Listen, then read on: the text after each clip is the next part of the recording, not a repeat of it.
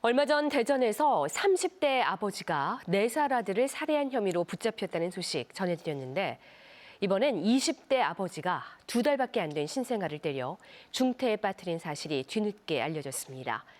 대전에서만 넉 달 동안 4명의 자녀가 부모에 의해 희생됐는데 대책 마련이 필요해 보입니다. 박병준 기자가 취재했습니다. 지난해 10월 대전의 한 모텔에서 119 상황실로 신고가 접수됐습니다. 생후 2달 된 아이가 숨을 쉬지 않는다는 아버지 24살 A씨의 전화였습니다. 구급대가 급히 병원으로 옮겼지만 2달 넘도록 의식이 없습니다. 그런데 학대 흔적이 발견되면서 수사에 나선 경찰은 A씨로부터 범행을 자백받아 아동학대 혐의로 검찰에 송치했습니다.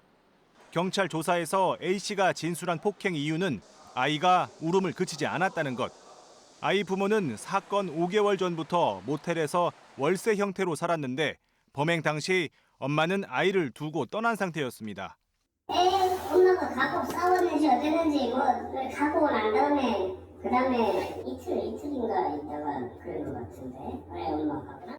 지난달 31일에는 4살 아들을 살해한 혐의로 30대 남성이 경찰에 붙잡혔고 지난해 9월에는 생활고에 시달리던 40대 가장이 자녀 둘을 살해하고 극단적 선택을 하는 등 최근 넉 달 새 부모 손에 죽거나 중태에 빠진 자녀가 대전에서만 4명이나 됩니다.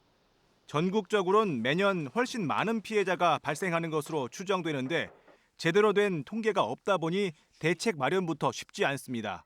신뢰할 수 있는 기관에서 만든 통계를 기초로 해서 어떤 정책을 펴잖아요. 범죄 추세를 볼 수 있고 대응하기 위한 정책 수립에 결정적이다, 중요하다라고 말할 수 있죠.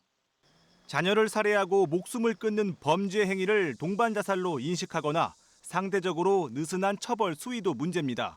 존속 살인은 최소 형량이 징역 7년 이상이지만 자녀 살해는 징역 5년 이상으로 양형 기준이 낮고 특히 영아 살해는 오히려 감경을 하기도 합니다. 뭐가 더 가장 처벌이 강하냐라고 보면 존속살인이고 영아는 아예 저항 자체가 불가능한 아이들을 죽이는 거잖아요. 근데 그런 경우에는 처벌이 굉장히 가볍거든요.